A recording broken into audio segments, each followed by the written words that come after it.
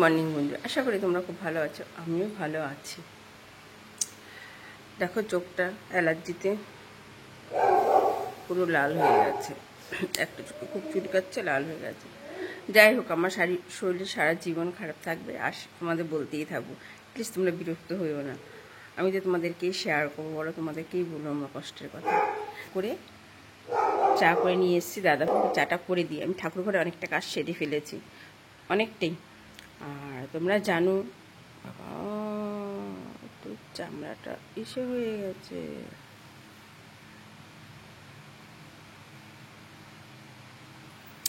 জন্মাষ্টমী অনেকটা কাজ আমাকে আগিয়ে রাখতে হবে, কারণ শুক্রবার আমার ছোটো ননদের একটা অপারেশন আছে কানের, সেখানে যেতেই হবে আমার যতই কষ্ট হোক।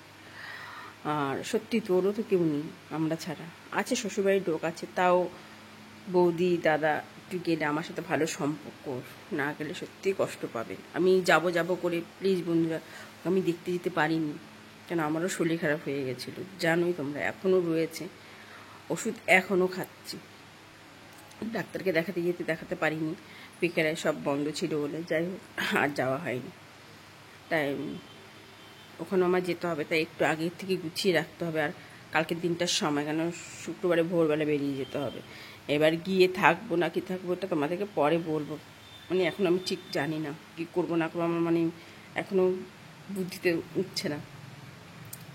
চলো চাটা খেয়ে আমি পুজো দিই, ঠাকুরগুলিকে স্নান করিয়ে নিই ভালো করে, মানে পয় পরিষ্কার করে স্নান করে নিই। দই দিয়ে স্নান করায়, দই দিয়ে করে গোপাল লক্ষ্মী মাতারাকে স্নানটা করিয়ে রেখে দিই। কালকে বৃহস্পতিবার পুজো দেবো, কালকে সকাল এত কাজ করে ওঠা যায় না, অসম্ভব হয়ে ওঠে।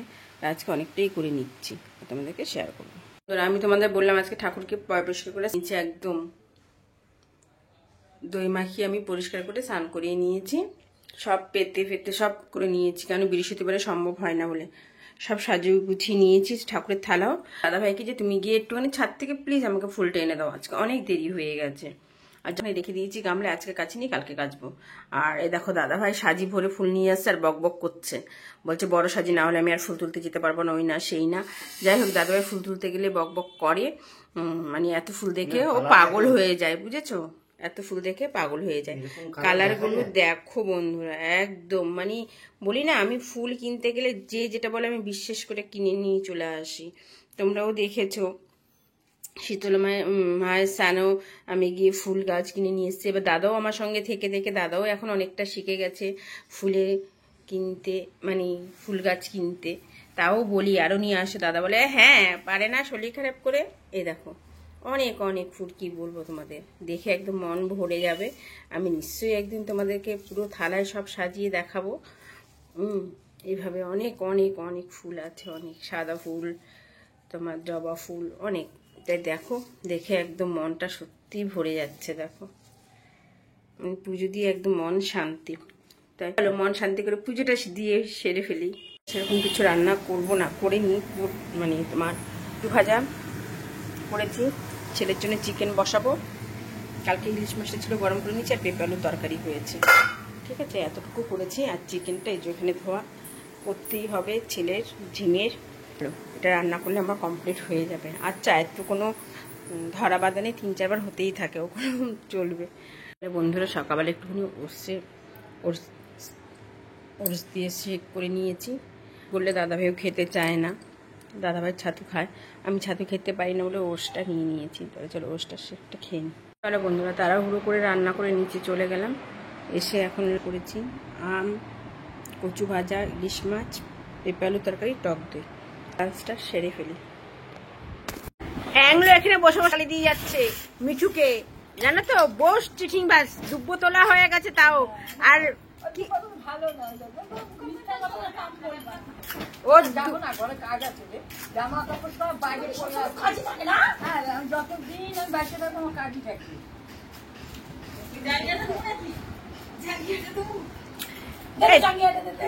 এই অ্যাংলো, তুমি এরকম চিঠিং বাজি কথাবার্তা বলো কেন গো? দুব্বা তুলেছো আবার রেখে দিয়ে বলছো দুব্বাটা ভালো না। কত দুব্বা নেবা? দুব্বা খাবা? দুব্বা বড়া করা খাবা? ও দুব্বা বড়া করে খাবে। হ্যাঁ চলো বন্ধুরা, রাতে দাদাভাইকে বলেছিল মটন বিরিয়ানি নিয়ে আসতে, কেন দাদাভাই সেভাবে খাবে না, তাই অনিমেলদার বাড়িতে গেছিলো। তাহলে ওখান থেকে টুকটাক খাওয়ার খেয়ে এসে, তাহলে আমি বললাম তাহলে 1 প্যাকেট বিরিয়ানি নিয়ে আসবে, তাহলে মটন বিরিয়ানি নিয়ে এসে দাদাভাই আমার হয়ে যাবে। ছেলের হয়ে গেছে, ছেলে ভাত খেয়ে নিয়েছে। চলো লাঞ্চ ডিনারটা সেরে ফেলি। চলো বন্ধুরা, রাতে ডিনার করে চলে এসেছি। মুখ ধুয়ে একটু ফ্রেশ, মানে একটু সিরাম লাগিয়েছি, ক্রিম লাগাইনি, কারণ দেখো মুখে গরম গোটা উঠছে, তাই। চলো, গুড নাইট, বাই।